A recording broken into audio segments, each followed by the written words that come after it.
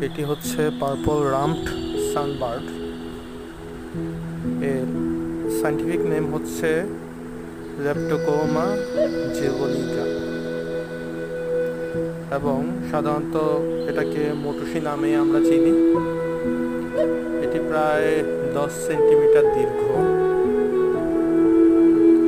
এগুলো সাধারণত নেকটার এবং পোকামাকড় খেয়ে জীবন ধারণ করে। প্রায়ই ফুলের সামনে ফুলের নেকটার খাওয়ার জন্য উঠতে দেখা যায়।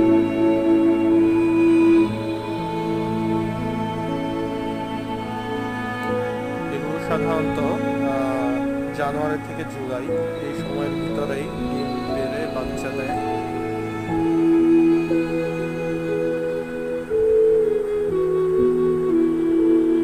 এবং মোটামুটিভাবে বাংলাদেশ